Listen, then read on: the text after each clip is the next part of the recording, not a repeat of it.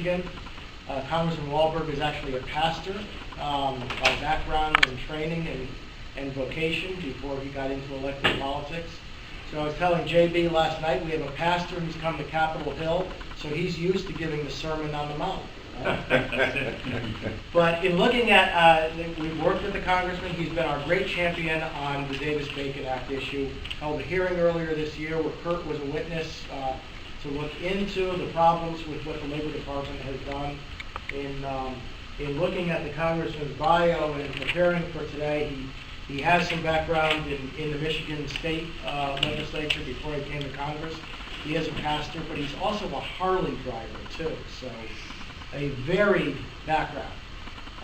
But he is a great champion of free enterprise. He has the Guardian of Small Business Award from NFIB. He's won the Spirit of Enterprise Award from the Chamber of Commerce.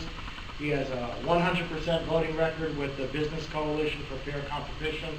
So he is all about private enterprise and small business and the things that surveyors do. So with that, Congressman, thank you for taking a few moments from your busy schedule to be with us, and welcome. Well, thank you.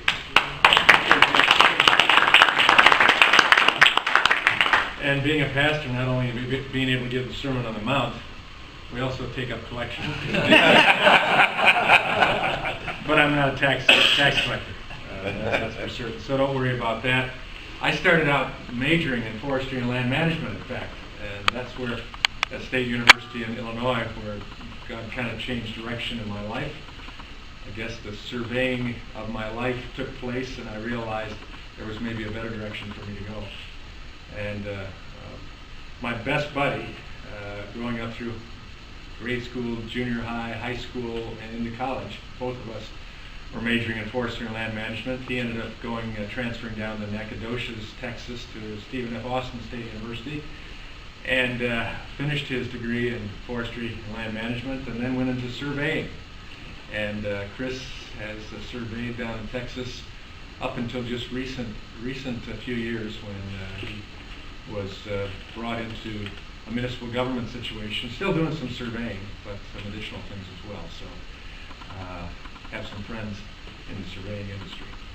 I appreciate what you do, and want to say appreciate the efforts in supporting our hearing process, the good testimony that was given. You know, as a chairman, sometimes you sit up there in your chair, getting ready to direct the meeting, and look out on the table of witnesses, and you know, in the majority, you've got the majority of witnesses, and if you've done your best homework to make sure they're qualified, and you hope your staff has interviewed them appropriately and done the vetting and everything, and you're not going to be left standing with a real problem.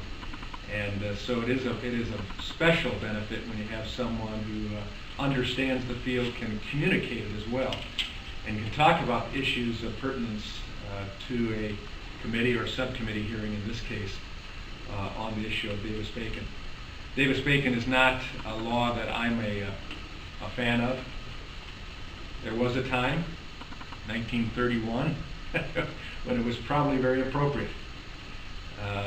But in the advent in 1938 of the Fair Labor Standards Act, so forth and so on, and the advent of history following this, and the laws that are in place, the mechanisms that are in place, the challenges that we have in the economy, to have an act that is out of date and has at least been interpreted in relationship to a number of business groups, a number of occupations, as being out of bounds and of no necessity to all of a sudden, under the cover of darkness, as it were, with no warning, no request for information, no request for comment, the rules are changed.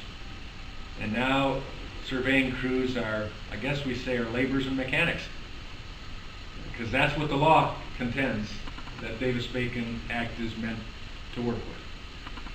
And what's even more frustrating for a member of Congress, but more so for you, dealing with those crews that are in the field, dealing with your operations, dealing with the projects that you're bidding on, dealing with the opportunities for your own economic growth and impacting the infrastructure, the economic growth of communities.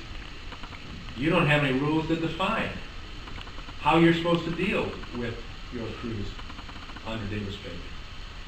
So it's all messed up. And we can say that's just par for the course with government. Too big, too large, too intrusive government.